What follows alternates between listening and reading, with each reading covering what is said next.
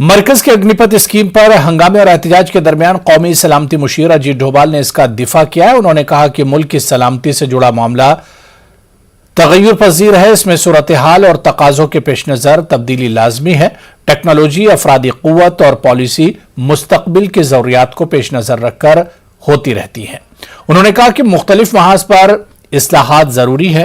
उन्होंने वाजे किया कि मुल्क की खिदमात का जज्बा दिलों में रखने वाले नौजवानों के लिए यह स्कीम अच्छा मौका है। इनके जहन और तवानाई का इस्तेमाल मुल्क को मजबूत बनाने में मदद मिलेगी। अजीत डोभाल ने स्कीम के ताल्लुक से शुकूक व शुबहात दूर करने की कोशिश की। उन्होंने साफ किया कि इस स्कीम को वापस लेने का कोई सवाल ही नहीं होता। I'll tell you, firstly we must understand, security is a very dynamic concept. It cannot remain static. Security is only in relation to the environment in which we have to protect our national interests and in which we have to protect all our national assets. In this context, if we see, the whole world is undergoing a great change. The wars are changing their complexion. Increasingly, we are going towards a contactless war. We are also going towards a war against the invisible enemy. Technology is taking over at a very rapid speed.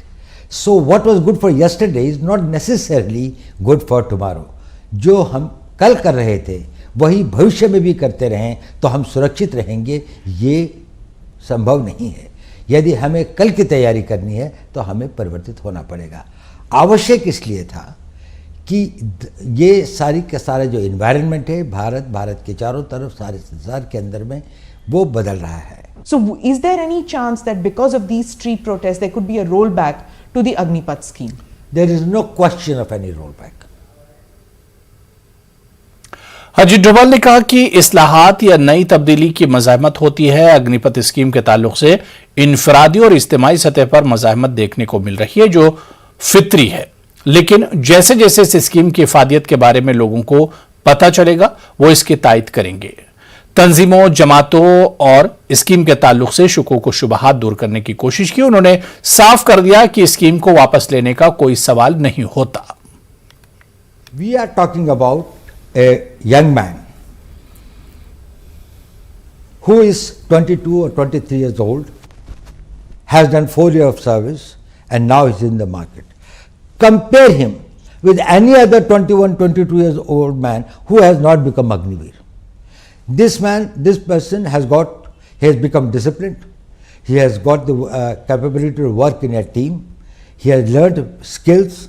He has developed the confidence, and he is trainable. His mind and his vision, he has got an all India perspective.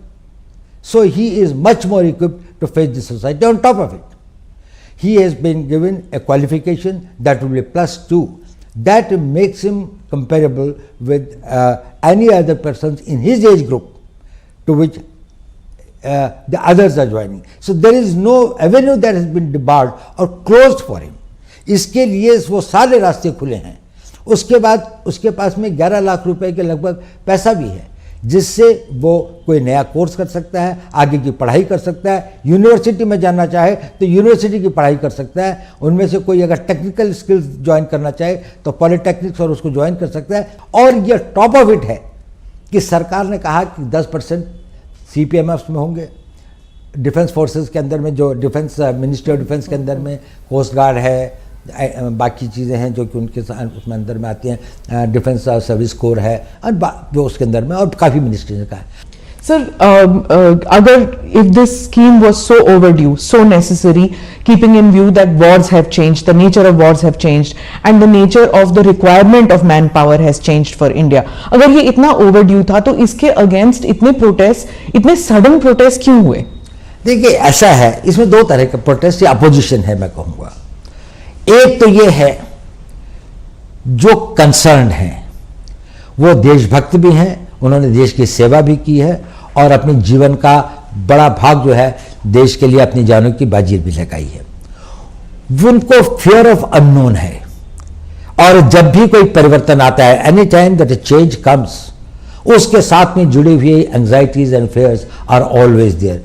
कुछ भय होते हैं, कुछ आकांक्षाएं होती हैं, कुछ अनागतवती चिंताएं होती हैं जो आदमी को घेरती है। इतना बड़ा परिवर्तन इतना बड़ा चेंज हो जाएगा तो कहीं ये तो नहीं सब कुछ पलट जाएगा। तो ये हम इसको समझ सकते हैं। इसके लिए आपने देखा होगा, यदि आपने 15 तारीख जून के बाद में जैसे जैसे इन लोगों को अधिक सूचना और पूरी बात का पता चल रहा है और भी बातों का समय के साथ पता लगेगा, वैसे वैसे ये लोग उसको समझ रहे हैं कि ये तो हमारी बड़ी पुरानी आवश्यकता थी, इसमें हमारे वेटरन्स भी शामिल हैं और ये एक अच्छी चीज़ है। उनके कंसर्न हैं कि इनका क्या होगा। अब उनको पता लग रहा है कि इनके लिए भी एक भविष्य निश्चित करने की योजना है। उनको ये लग रहा है कि आर्मी के अंदर में जो एक्सपीरियंस लोग रहेंगे कि नहीं, अब उनको भी पता लग रहा है कि नहीं, आर्मी तो एक्सपीरियंस लोगों की, आर्मी डिमोबिलाइज हो रही है, ये लोग तो रहेंगे ही। और इसके बाद में जो आएंगे वो अग्निवीर के स्ट्रीम से आएंगे, वो एक दूसरे स्ट्रीम से आ रहे हैं, पर यही फिर आगे इनके 5 साल 6 साल 15 साल ये और सर्विस करेंगे। कश्मीरी पंडितों के हवाले से अजीत डोभाल ने क्या कहा, आइए सुनते हैं। The Kashmiri Hindus, especially the Pandits, they feel very let down, to some of them, that there is so much energy expended in bringing these terrorists or militants or separatists back into the mainstream, that those who have supported Mr. Modi, the BJP and this government all through, that they are being taken for granted and their security is not of paramount concern to the security establishment. Firstly, I don't think that is the real feeling of all Kashmiri Pandits or people who have been displaced. But yes, they are a vulnerable section. They need protection. They have got to be protected. Government has taken various measures in the past. Probably much more has to be done, and that is being done. We have got to see that wherever they are and whatever protection they require, because they can be the soft targets and no government will be able to give an individual protection to each individual in any village or far off places. So we have to find out the systems, and best thing is that we go on the offensive against the terrorists and try to see that these persons who possibly can threaten their lives or their properties and others, they are accounted for. Shiv Sena के खिलाफ बगावत करने वाले वजीर एकनाथ शिंदे ने पहला रद्द अमल दिया है। उन्होंने कहा कि हम बाला साहब के मजबूत शिव सैनिक हैं। बाला साहब ने हमें हिंदुत्व सिखाया है। हमने कभी इख्तिदार के लिए धोखा नहीं दिया और ना ही कभी देंगे। इस बीच शिवसेना ने एकनाथ शिंदे को लेजिस्लेचर पार्टी लीडर के ओहदे से हटा दिया है। महाराष्ट्र कानून साज काउंसिल के इंतखाबात में हुक्मरान महाविकास अघाड़ी को धचके के बाद महाराष्ट्र के वजीर एकनाथ शिंदे और शिवसेना के कुछ दीगर एमएलएज गुजरात के सूरत शहर के एक होटल में डेरा डाले हुए हैं। जरा ने बताया कि पार्टी की क़यादत से नाराज कुछ एमएलए पीर की रात सूरत पहुंचे और यहां की लिमेरिडियन होटल में ठहरे हुए हैं।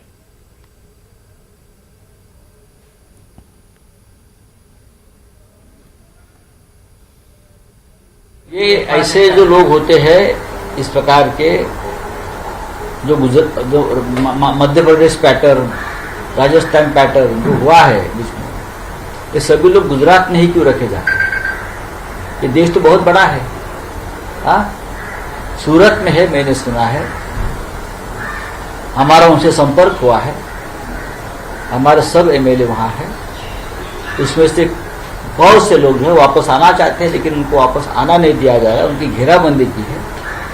ये घेराबंदी सिर्फ गुजरात में ही हो सकती है, क्योंकि वहाँ किस प्रकार की सरकार काम करती है और केंद्र किस प्रकार से वहाँ अपना काम कर लेती है, आपको मालूम है। लेकिन जब भी मौका मिलेगा हमारे सभी एमएलए यहाँ वापस आ जाएंगे, क्योंकि वो निष्ठावान शिवसैनिक है।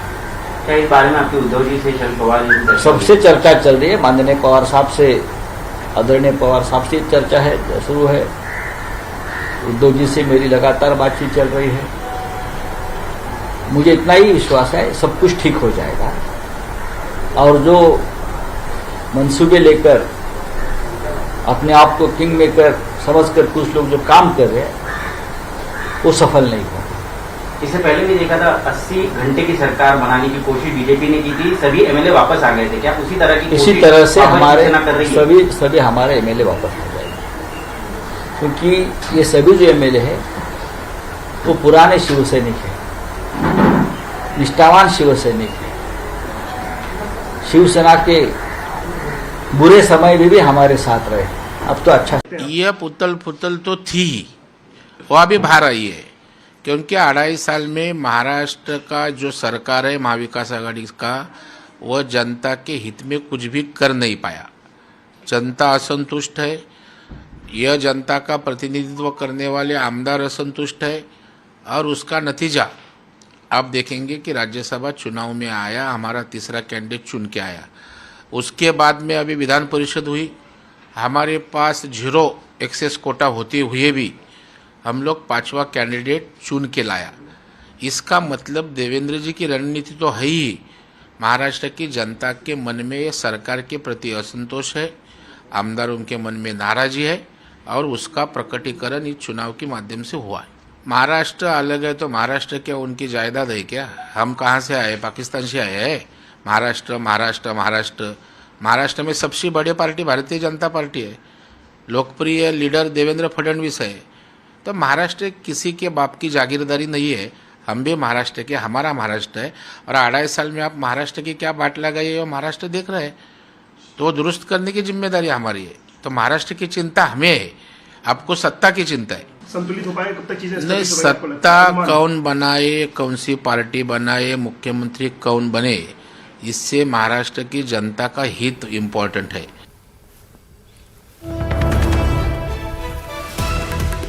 और सदारती इंतखाबात से जुड़ी हुई इस वक्त बड़ी खबर, जयराम रमेश ने यशवंत सिन्हा के नाम का ऐलान किया है। यशवंत सिन्हा अपोजिशन के सदारती ओहदे के मुश्तरका उम्मीदवार होंगे। शरद पवार की रिहाइशगाह पर मीटिंग में यह बड़ा फैसला लिया गया है। तो इस वक्त की बड़ी खबर आपको बता दें, सदारती इंतखाबात से जुड़ी हुई खबर है, जिसमें जयराम रमेश ने यह खबर दी है कि यशवंत सिन्हा के नाम का ऐलान किया गया है। यशवंत सिन्हा अपोजिशन के सदारती ओहदे के मुश्तरका उम्मीदवार होंगे। शरद पवार की रिहाइशगाह पर यह मीटिंग हुई, जिसमें फैसला लिया गया है। इससे पहले ममता बनर्जी ने तमाम अपोजिशन लीडरों की मीटिंग ली थी, जिसमें 2 नाम निकलकर सामने आए थे, जिसमें एक नाम गोपाल कृष्ण गांधी का था और दूसरा डॉक्टर फारूक अब्दुल्ला का। लेकिन उस मीटिंग में बात मुकम्मल नहीं हो पाई थी और अब फिर से खबर आ रही कि शरद पवार के घर पर मीटिंग हुई है, जिसमें जयराम रमेश ने बाकायदा जानकारी दी है कि यशवंत सिन्हा के नाम का ऐलान किया गया है। यशवंत सिन्हा अपोजिशन के सदारती ओहदे के मुश्तरका उम्मीदवार होंगे। शरद पवार की रिहाइशगाह पर बाकायदा मीटिंग में अपोजिशन ने यह फैसला लिया है।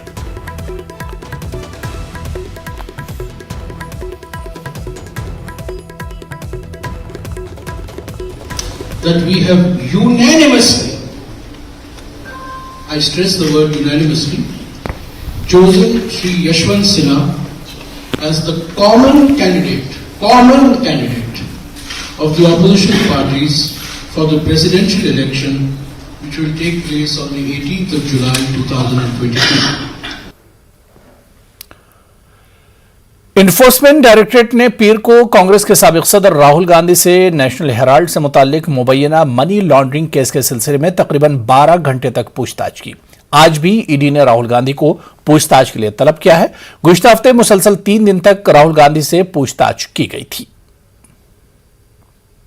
ईडी दफ्तर में लगातार 5वें दिन बुलाया गया है, यानी कि ये 5वीं मर्तबा है जब उनको पूछताछ के लिए बुलाया गया है। हमारे साथ हैं सांसद अब्दुल खालिक साहब। खालिक साहब, हम देख रहे हैं आप लोग प्रदर्शन भी कर रहे हैं, विरोध भी जता रहे हैं, लेकिन ईडी लगातार राहुल गांधी को पूछताछ के लिए बुला रही है। देखिए, ये सरकार ईडी को अपना एजेंसी बना दिया। अभी तो आजकल ईडी का कोई इंडिपेंडेंसी नहीं है। ईडी भारतीय जनता पार्टी का एक विंग्स बन गया। ये भेंदाता पॉलिटिक्स, ये प्रतिशत राजनीति का पार्ट बन गया, इसीलिए बार बार बुला रहा है। हम सरकार को अपील करता हूं, प्रधानमंत्री से गुजारिश करता हूं, अगर आपको हिम्मत है तो लाइव कैमरा के सामने क्या पूछताछ हो रहा है वो दिखाइए, तब हम लोग मान लेंगे। क्या ईडी क्या सवाल पूछ रहा है, राहुल जी क्या जवाब दे रहा है, लाइव कर दीजिए, सारा देश को पता चलेगा एग्जैक्टली क्या हो रहा है। भारतीय जनता पार्टी आरोप लगा रही है कि 90 करोड़ रुपए के घोटाले का मामला है और उसी को लेकर हम पूछताछ कर रहे हैं। देखो, जो यहां तो कोई मनी लॉन्ड्रिंग तो नहीं हुआ। ये एक जो आजादी के संग्राम में, आजादी का जो स्ट्रगल हुआ था, उस संग्राम के दौरान जो ये अखबार नेशनल हेराल्ड, कौमी आवाज, नवजीवन, इनको कांग्रेस पार्टी ने मदद की, इसमें बुराई क्या है। और जो पूछताछ करना है, हम लोग सरकार को चैलेंज करता हूं, प्रधानमंत्री जी को चैलेंज करता हूं लाइव पूछताछ कीजिए ना, तब सारे देश को, जनता को पता चलेगा exactly what is happening. Bharatiya Janata party आरोप लगा रही है कि ये राजनीति कर रहे हैं, विरोध कर रहे हैं, एक पार्टी और जो परिवारवाद है उसको लेकर के कांग्रेस पार्टी जो है वो आगे बढ़ रही है। यहां राजनीति तो सरकार कर रहा है। आज 8 साल में एक भी बीजेपी नेता को क्यों पूछताछ नहीं किया ईडी ने?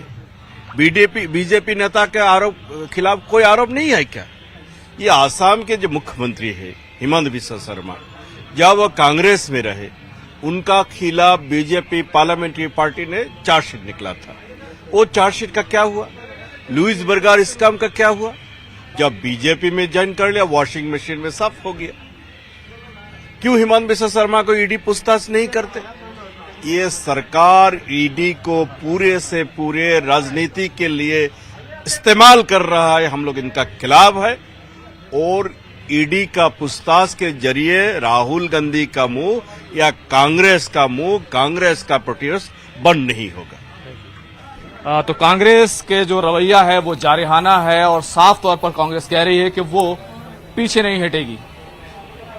कैमरामैन अंकित जैन के साथ खुर्रम शहजाद, न्यूज़ 18 दिल्ली। तो चलिए यहां फिलहाल रुकेंगे छोटे से ब्रेक के लिए।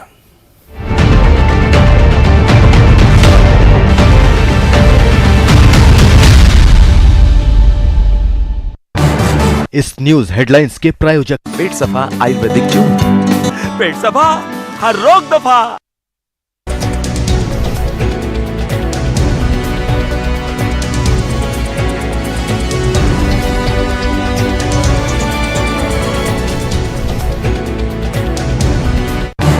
इस न्यूज हेडलाइंस के प्रायोजक पेट सफा आयुर्वेदिक जूस। पेट सफा, हर रोग दफा।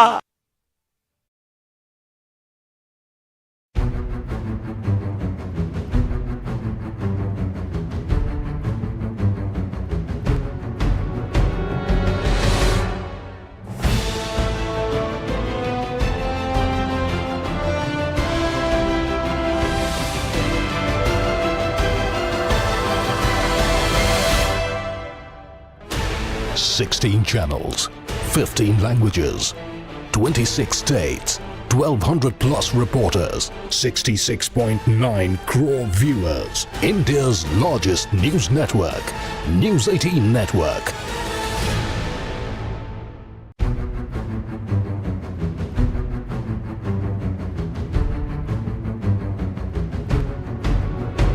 न्यूज हेडलाइंस के प्रायोजक पेट सफा आयुर्वेदिक जूस। पेट सफा, हर रोग दफा।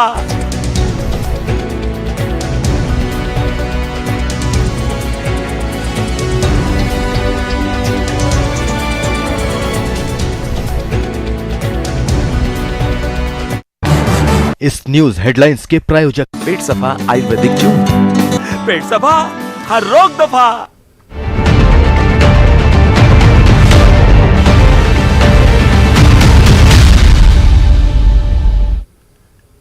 MPPSC इम्तिहान में कश्मीर को लेकर पूछे गए सवाल पर मध्य प्रदेश में सियासत शुरू हो गई है। कांग्रेस ने शिवराज सिंह हुकूमत को तनकीद का निशाना बनाते हुए पेपर बनाने वालों के खिलाफ मुकदमा दायर करने और मामले की आला सतही जांच करने का मुतालबा किया है।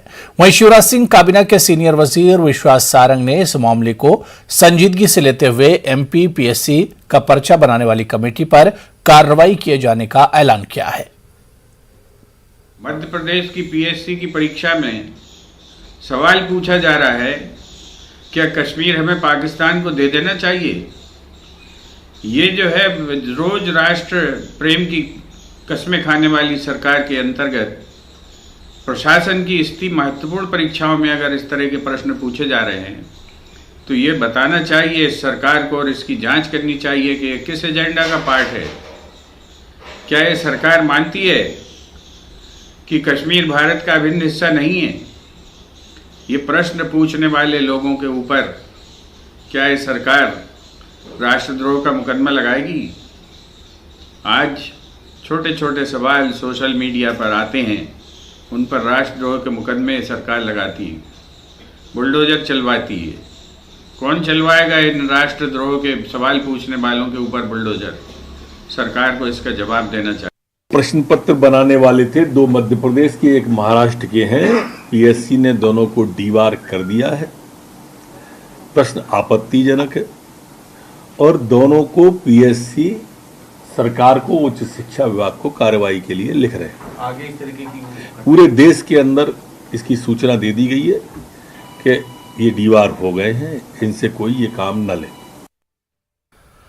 ऑल इंडिया मजलिस इत्तेहादुल मुस्लिमीन दिल्ली का वफ्द दिल्ली उर्दू अकादमी पहुंचा। बजट में कमी के अलावा कई मसाइल पर हुकूमत को तनकीद का निशाना बनाते हुए मजलिस के दिल्ली सदर कलीमुल हफीज ने मुतालबा किया कि अकादमी का बजट बहाल किया जाए और अकादमी में उर्दू जानने वाले अफराद की तकर्री की जाए।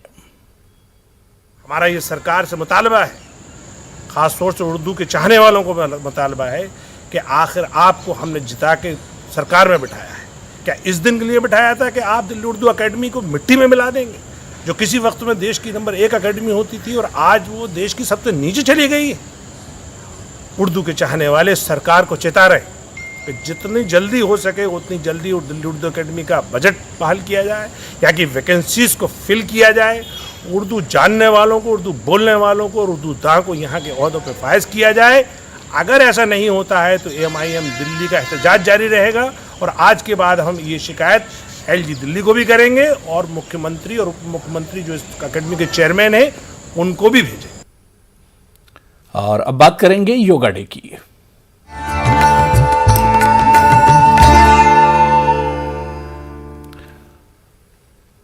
आठवां आलमी योग दिवस देश और दुनिया में जोशो खरोश के साथ मनाया जा रहा है। इस मुनासबत से मुख्तलिफ प्रोग्रामों का इनेकाद किया गया। कलीदी प्रोग्राम मैसूर पैलेस में मैदान में हुआ, जहां वज़ीर आज़म मोदी के हमरा बड़ी तादाद में योग किया गया। इस मौके पर वज़ीर आयुष सर्वानंद सोनोवाल भी मौजूद थे। इस बार योग दिवस का थीम था योगा फॉर ह्यूमैनिटी। तो वहीं योगा डे पर मरकजी वजीर वलायती उमूर मुख्तार अब्बास नकवी ने उत्तर प्रदेश के फतेहपुर सीकरी में योग किया। तारीखी पंचमहल में बड़ी तादाद में समाज के मुख्तलिफ तबकों के लोगों ने शिरकत की। इस मौके पर लोगों से अपील की गई कि योगा हर दिन किया जाए ताकि लोग सेहतमंद रह सकें। योगा डे के मौके पर उधमपुर के बिक्रम पार्क ग्राउंड में एक खुसूसी योगा कैंप का एहतमाम किया गया। इसमें बड़ी तादाद में फौजी अफसरान और जवानों ने शिरकत की। योगा कैंप का मकसद योगा को फरोग देना और इस ताल्लुक से लोगों में बेदारी पैदा करनी थी। कैंप में इस बात पर जोर दिया गया कि योगा सिर्फ एक वर्जिश नहीं बल्कि सेहतमंद जिंदगी गुजारने का बेहतरीन तरीका भी है। आप सबको शुभकामनाएं देता हूं। हमारे जानवर, हमारे JCO ऑफिसर्स तो योगा करते ही हैं। दुर्गम चोटियों पे, फॉरवर्ड मोस्ट पोस्टों पे हमारे अश्व हमारे जवानों का राशन लेके जाते हैं। वहाँ पे कम जगह होने के बावजूद स्नो कवर्ड होती हैं वो माउंटेन्स, उसके ऊपर भी जानवर भी फिट रहे और हमारे राइडर भी फिट रहे। एक ट्रस्ट होता है राइडर का और अश्व का, जिसके ऊपर वो उसके ऊपर बैठे बैठे योगा करते हैं ताकि वो फिट रहे और अपना काम परपेक्षता और अच्छे तरीके से कर सके। ये जानवर योगा अपने आप को फिट रखने के लिए इनके ऊपर 7 से 8 आसन है जो ये करेंगे। राइडर उसके ऊपर हॉर्स बैक के ऊपर ही बैठ के योगा करेंगे और साथ में अपने जानवरों को भी फिट रखेंगे ताकि उनके मसल्स सारे कोई खींचे ना। तो वहीं योग दिवस के मौके पर जामिया मिलिया इस्लामिया में भी योग का एहतमाम किया गया। जामिया के तलबा ने बड़ी तादाद में योगा किया। इस मौके पर तलबा को योग के फवायद के बारे में जानकारी दी गई।